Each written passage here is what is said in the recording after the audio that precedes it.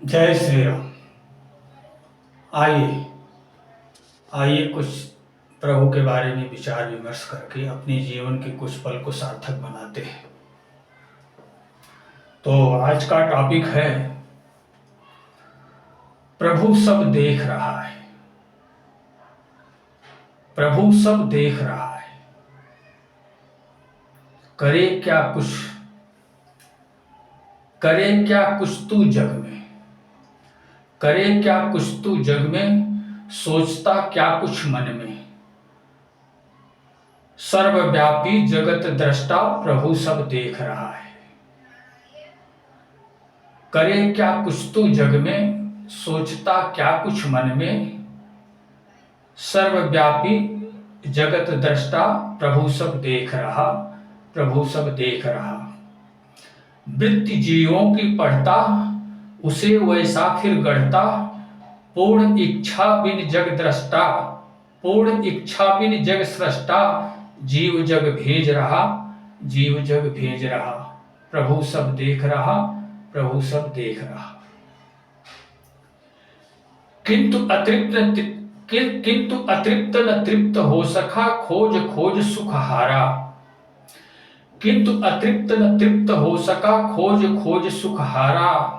सुख स्वाति का भूत बन गया, जग जलता अंगारा। दिए हरि हीरा ना लेता, पापा कर भी फेंक रहा। प्रभु सब देख रहा, प्रभु सब देख रहा। करे क्या कुछ तू जग में, सोचता क्या कुछ मन में। सर्वव्यापी जगत दृष्टा प्रभु सब देख रहा, प्रभु सब देख रहा।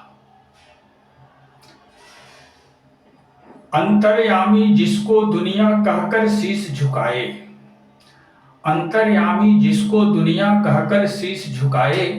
जिसकी मर्जी से ही जनजग कुछ खोए कुछ पाए। दिखे न पर सर्वत्र रमाजो, दिखे न पर सर्वत्र रमाजो। कर्मों का लिख लेख रहा, प्रभु सब देख रहा, प्रभु सब देख रहा। करे क्या कुछ तू जग में, सोचता क्या कुछ मन में। सर्वव्यापी जगत दृष्टा प्रभु सब देख रहा, प्रभु सब देख रहा।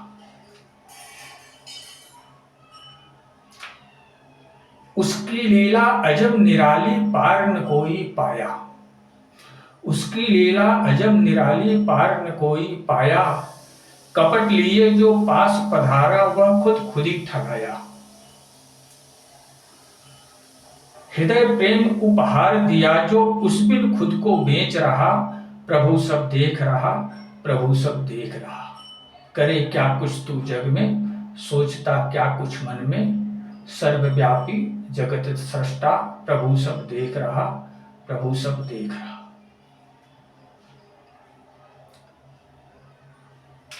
उसको जिसने जाना उसका सब कुछ एक वही है। उसको जिसने जाना उसका सब कुछ एक वही है। तत्क्षण मिटता देखन वाला, आकृति शेष नहीं है। हृदयेश्वर रघुनंदन उसका, मेट सदा हर क्लेश रहा। प्रभु सब देख रहा, प्रभु सब देख रहा। करे क्या कुछ तू जग में, सोचता क्या कुछ मन में। सर्वव्यापी जगत दृष्टा प्रभु सब देख रहा, प्रभु सब देख रहा। अद्भुत परम अजूबा वही जो देखा सो जाना। अद्भुत परम अजूबा वही जो देखा सो जाना। धन्य उसी का जीवन जग में जो उसको पहचाना। कंस शत्रु यशुमति लल्ला, दुर्योधन दुर्योधन बिन बन देश रहा। प्रभु सब देख रहा, प्रभु सब देख रहा। अन्य नहीं सब में वह ही खुद, अन्य नहीं सब में वह ही खुद। कारण करण अकारण, दर्पण जैसा भाव गहावो, करता दर्द निवारण। शंभु हृदय मानस मराल, शंभु हृदय मानस मराल। प्रेरक बन दे उपदेश रहा। प्रभु सब देख रहा, प्रभु सब देख रहा। करे क्या कुछ तू जग में, सोचता क्या कुछ मन में। सर्वव्यापी जगत दृष्टा प्रभु सब देख रहा, प्रभु सब देख रहा। तो ये रचना क्या कुछ कह रही है। प्रभु आप क्या सोच रहे हो और इस भौतिक जगत में क्या कुछ कर रहे हो, वो सब कुछ प्रभु की निगरानी में कर रहे हो और सोच रहे हो। ऐसा सोच करके आप यदि जीविकोपार्जन करोगे तो आप गलत कार्यों से बच जाओगे। अब कोई अपराध यदि व्यक्ति करता है तो वो छुपकर ही करता है ना। समाज के सामने कोई अपराध तो करता नहीं है, क्योंकि अपराधी बन जाने का भय रहता है उसको। तो वो कोई भी अपराध करता है तो छुप करके अपराध करता है। यही हर व्यक्ति की सच्चाई है। लेकिन छुप करके अपराध कर रहे हो, लेकिन आपके हृदय में कोई बैठ करके, आपके विचारों में कोई बैठ करके, आपकी आंखों से कोई देख रहा है आप क्या कर रहे हो, उसका वो साक्षी है और वही असली साक्षी है। संसार एक बार देख लेगा तो उसका भय नहीं है, लेकिन जो परम साक्षी है, जो तुम्हारे हृदय में बैठ करके तुम्हारी आंखों से खुद प्रत्यक्ष देख रहा है कि तुम दुष्कर्म कर रहे हो, वो तो अपने बही खाते में तुम्हारे दुष्कर्म को लिख रहा है। तो वो तो देख रहा है, और ये दुनिया क्या सजा देगी। दुनिया तो छोटी मोटी हल्की फुल्की सजा देगी, थोड़ा आपको दुष्कर्मी कह देगी, अपराधी कह देगी, और थोड़ा दिन के बाद वो संसार भूल भी जाएगा। लेकिन जो दुष्कर्म आप छुप करके कर रहे हो, वो दुष्कर्म जो आपके हृदय में बैठ करके साक्षी के रूप में आपकी आंखों से देख रहा है, वो तो आपके पाप पुण्य के बही खाते में लिखता जा रहा है। तो अगर संसार से बच भी गए, संसार में अगर आपका दुष्कर्म साबित नहीं भी हुआ, तो उसकी नजरों से कैसे बचोगे। जो आपके विचारों में बैठ करके, आपके हृदय में बैठ करके, आपका अपना आपा बन करके आपकी ही आंखों से आपको अपराध करते हुए देख रहा है, उसकी नजरों से कैसे बचोगे। और ऐसा लोग क्यों करते हैं, क्योंकि उनमें भ्रम है, उनमें संशय है कि प्रभु नाम की कोई चीज है ही नहीं। यही भ्रम संशय का अंधेरा उनके मानस पटल पर छाया हुआ है, और यही सोच करके वो कुछ भी जुर्म कर गुजरते हैं। लेकिन ऐसा नहीं है, ऐसा सोचना ही उचित नहीं है। प्रभु को जो देखा है, प्रभु को जो जाना है, और प्रभु की निगाहों में ईमानदार बन के जीता है, प्रभु की निगाहों में नेक बन करके जीता है, प्रभु की निगाहों में वो कार्य करता है, प्रभु की निगाहों में वो सज्जन बनता है। संसार की निगाहों में वो कभी सज्जन बनने का प्रयास नहीं करता है, संसार की निगाहों में ईमानदार बनने का प्रयास नहीं करता है, संसार को दिखाने के लिए वो सत्कर्म नहीं करता है। वो प्रभु की निगाहों में सज्जन साबित होने के लिए ऐसा करता है। और उसे ये दृढ़ विश्वास है, उसने स्वयं प्रभु को देखा है, प्रभु को जाना है कि प्रभु हमारे हृदय में किस तरह निवास कर रहे हैं, और प्रभु पल पल के हमारे साक्षी हैं। अगर हम इस संसार में आकर के किसी तरह का दुष्कर्म करने की तो बात छोड़ो, मन से सोच भी नहीं सकता है, मनसा वाचा कर्मणा तीनों तरह से वो दुष्कर्म को अंजाम नहीं देता है। न दुष्कर्म करेगा और न दुष्कर्म का विचार मन में करेगा, और न ऐसा कोई अपशब्द बोलेगा जिससे कि दुष्कर्म उसका साबित हो जाए। तो मन से, वचन से, कर्म से अपराध करने से वो व्यक्ति बचता है। और प्रभु हमारे हृदय में है, प्रभु को देखा है, प्रभु को जाना है, प्रभु की महिमा से परिचित है, और वो प्रभु के चिंतन मनन में ही खोया रहता है। अगर थोड़ा समय के लिए वो संसार में जीविकोपार्जन करने के लिए आता भी है, तो संसार में जितने रूप उसके सन्मुख आते हैं, सब में उसे प्रभु का दर्शन होता है। तो भला प्रभु के साथ वो दुर्व्यवहार कैसे कर सकता है? वो तो एक चींटी से लेकर के एक हाथी तक में, एक कुत्ता से, बिल्ली से, मानव से लेकर के हर जीवों में वो एक प्रभु को ही देखता है। आकृतियां भिन्न भिन्न हैं, उनके कर्म भिन्न भिन्न हैं, लेकिन वास्तविकता यही है कि सबके हृदय में एक वही ब्रह्म समाया हुआ है और हर चीज का साक्षी है। आप जिन जीवों को निरीह, अनाथ समझ करके उनके साथ दुर्व्यवहार कर रहे हो, उन जीवों में भी बैठ करके प्रभु आपके क्रियाकलापों को देख रहा है। ऐसी धारणा अगर आप बना करके इस संसार में जीविकोपार्जन करते हो, तो ही आप सच्चे सज्जन बन सकते हो। और सच्चा सज्जन बनना तब संभव होगा जब आप अपने आप को देख लोगे, अपने आप को जान लोगे, वास्तव में मैं हूं कौन, मेरा आपा क्या है। इस हमारे शरीर में बैठ करके कौन आंखों से देख रहा है, कौन कानों से सुन रहा है, कौन नाकों से सुगंध दुर्गंध को एहसास कर रहा है, कौन मुंह से बोल रहा है, कौन जिह्वा से रसास्वादन कर रहा है, वो कौन है। आप तो सुबह जागते हो और शाम जब सोने के लिए जाते हो, तब तक आप तो बाहर ही भागते रहते हो, अपनी तरफ तो कभी देखते नहीं हो।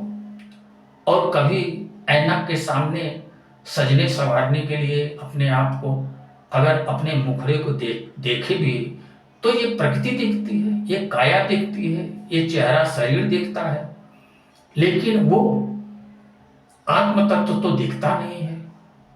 आत्म तत्व तो हृदय में विराजमान है, और हृदय में जाने की सामर्थ्य सब में नहीं है। हृदय में जाने की सामर्थ्य पुरुषार्थ पराक्रम के द्वारा संभव हो सकती है, वर्षों वर्ष की तपस्या से संभव हो सकती है, अपने जीवन को निर्विकारी बनाने से संभव हो सकती है।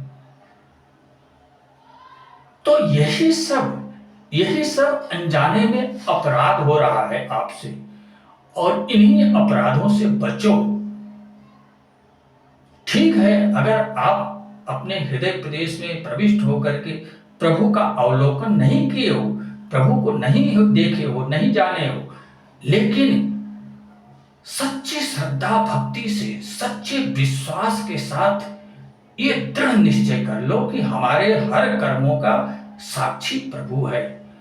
प्रभु ही हमारे हृदय में बैठ करके हमारी आंखों से देख रहा है, हमारे हाथों से कर्म कर रहा है, हमारे विचारों से चिंतन मनन कर रहा है, हमारे मुख से किसी को प्रिय वाणी बोल रहा है, किसी को अप्रिय वाणी बोल रहा है।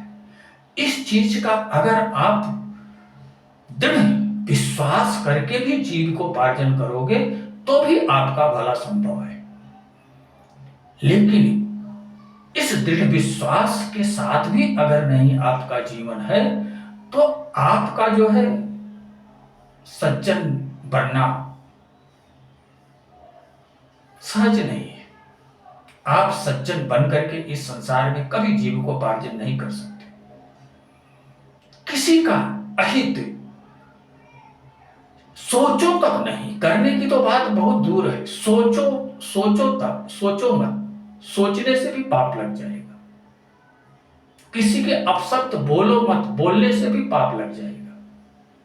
किसी की आत्मा को ठेस पहुंच गई, बस आप जो है अपराधी बन गए। किसी के बारे में कुछ गलत सोच लिए तो आप पाप कर लिए, पापी बन गए। और कर्म किए तो भी आप अपराधी बन गए। तो ये जो कुछ भी प्रवचन के मध्य में कुछ कड़वी बातें कही जाती है, वो इसलिए नहीं कही जाती, किसी का अहित सोच करके नहीं कही जाती। औषधि कड़वी होती है, कड़वी औषधि होती है, लेकिन वो रोग का निदान करती है। ये सोच करके प्रवचन के मध्य में किसी को कुछ ज्यादा चढ़ बढ़ करके कह दिया जाता है, ताकि उसका भला हो सके, ताकि वो भी अपनी कमियों को महसूस करके सुधरने का प्रयास करे। लेकिन कहने वाला उसमें भी प्रभु को ही देख रहा है, उसकी प्रवृत्ति को बदलने के प्रयास में वो उसे कुछ अपशब्द बोल देता है। वो उसके हित करने के उद्देश्य से उसको कुछ अपशब्द बोल देता है, न कि उसे कोई किसी तरह की कोई घृणा है। तो ये जीवन की वास्तविकता है, इसे जानो, समझो और मनन चिंतन करो। हो सके तो जीवन में अपने आप को जानो। आप कोई और नहीं हो, आप स्वयं ब्रह्म परमात्मा के ही स्वरूप हो।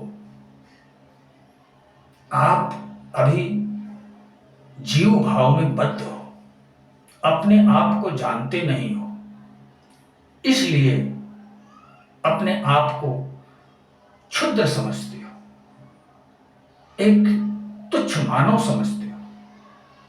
लेकिन आप जिस दिन जीवपन से शिवपन में प्रविष्ट होकर के अपने आप को जानोगे, अपने आप को देखोगे, उस दिन स्वयं का ज्ञान भान होगा कि सोहम ब्रह्मास्मि, मैं भी वही ब्रह्म हूं। ब्रह्म के सिवा इस विश्व ब्रह्मांड में दूसरा कोई है ही नहीं, एक ब्रह्म है, उसके सिवा और कोई है ही नहीं।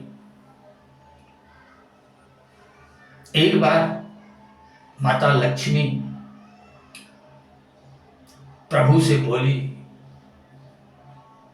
कि स्वामी, आप तो अपने आप में ही खोए रहते हो, हर समय ध्यान मग्न रहते हो, संसार के स्त्री पुरुष एक दूसरे से प्रेम व्यवहार कर रहे हैं, वार्तालाप कर रहे हैं, एक दूसरे का मन बहला रहे हैं। आप हो कि हर समय ध्यानस्थ रहते हो और मैं बैठे बैठे अकेली परेशान हो जाती हूं। तो नारायण ने माता लक्ष्मी को कहा कि हे नारायणी, हे लक्ष्मी, मैं किससे वार्तालाप करूं? इस विश्व ब्रह्मांड में अकेला एक मैं ही तो हूं, दूसरा कोई है ही नहीं, तो मैं किससे बात करूं? तो लक्ष्मी बोली, मैं आपकी भार्या हूं, आपके बगल में बैठी हूं, शेषनाग जी आपके सर पे फन फैला करके खड़े हुए हैं,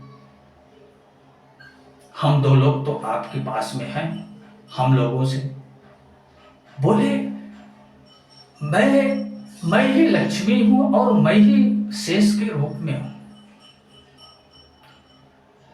मैं ही शिव हूं, मैं ही पार्वती हूं,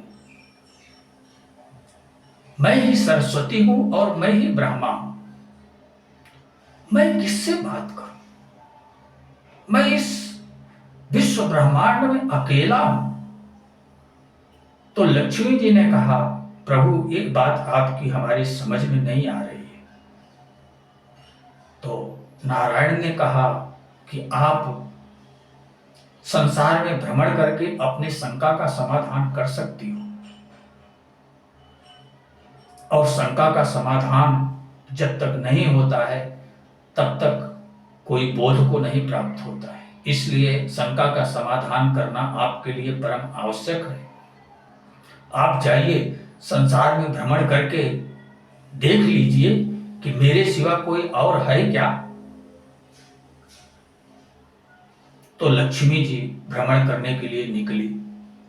सबसे पहले कैलाश पर्वत पर पहुंची, जहां भगवान शिव और माता पार्वती एक दूसरे से वार्तालाप करने में व्यस्त है। माता लक्ष्मी भगवान शिव की तरफ देखती हैं तो भगवान शिव के हृदय में नारायण का दर्शन होता है। माता पार्वती के हृदय में देखती हैं तो नारायण का ही दर्शन होता है। नंदी देव के हृदय में देखती हैं तो नारायण का ही दर्शन होता है। जितने वहां रुद्रगण हैं, हर रुद्रों के हृदय में जब देखती हैं, हृदय की तरफ देखती हैं, तो हर रुद्रों के हृदय में नारायण ही नारायण दिखते हैं। ब्रह्मलोक में जाती हैं, ब्रह्मा को देखती हैं, ब्रह्मा के हृदय में नारायण को ही देखती हैं। माता सरस्वती के हृदय में देखती हैं, नारायण को ही देखती हैं। और माता सरस्वती का वाहन जो मोर है, मयूर है, उसके हृदय में देखती हैं तो उसके हृदय में भी नारायण का निवास है। यानी वो संपूर्ण सृष्टि में भ्रमण करते करते एक चींटी से लेकर के, एक हाथी से लेकर के, एक मानव से लेकर के, एक असुर से लेकर के, पशु पक्षी जानवर, हर तरह के प्रजातियों को देखती हैं और हर तरह के प्रजातियों में एक श्री नारायण का ही स्वरूप दिखता है। तो भ्रमण करते करते जब वो क्षीर सागर में पहुंचती हैं तो वहां नारायण का चरण दबाती हुई लक्ष्मी विराजमान है और श्री हरि विष्णु भी विराजमान है, शेषनाग भी विराजमान है। तो माता लक्ष्मी को लक्ष्मी स्वरूप में जो चरण दबा रही हैं उनमें भी नारायण का रूप दिखता है। शेषनाग में, शेषनाग की तरफ जब देखते हैं तो उनके फण के जो है नीचे के भाग में श्री नारायण का स्वरूप दिखता है। और नारायण के हृदय की तरफ जब निगाह करती हैं तो नारायण के हृदय में भी स्वयं नारायण ही दिखते हैं उनको। तब माता लक्ष्मी का भ्रम दूर होता है और आकर के प्रभु के चरणों में नमन मंदन करती हैं और उसी दिन से माता लक्ष्मी का भ्रम दूर हो गया। प्रभु को तत्वतः उन्होंने जान लिया, समझ लिया कि एक श्री हरि विष्णु के सिवा इस विश्व ब्रह्मांड में कोई है ही नहीं। तो यही वास्तविकता है, यही वास्तविकता है। 84 लाख योनियां जो आपको दृष्टिगोचर हो रही हैं संसार में, सबके अंदर एक श्री हरि नारायण ही निवास कर रहे हैं। किसी भी जीव के साथ अगर सद्बर्ताव करोगे तो उसको नारायण प्राप्त करेंगे, और किसी जीव के साथ दुर्व्यवहार वापरोगे तो उसे भी नारायण प्राप्त करते हैं। तो इस तरह से निर्मल विचार बनकर, निर्मल अपना विचार कर करके इस संसार में जीव को उपार्जन करना है। अगर अपना हित चाहते हो तो, अगर सज्जन बन करके निर्मलता प्राप्त करना चाहते हो तो, अगर दिव्यता प्राप्त करना चाहते हो तो, अगर अपने आप को देखना चाहते हो तो ऐसी सत्य धारणा मन में धारण करके आपको जीविकोपार्जन करना पड़ेगा। यही वास्तविकता है। तो इसी के साथ अब मैं अपनी वाणी को विराम देना चाहूंगा। कविता का कुछ इसी तरह का कहना है। और यही संदेश आप लोगों तक पहुंचाने के लिए मैं उपस्थित हुआ।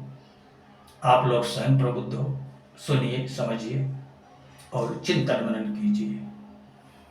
जय श्री राम।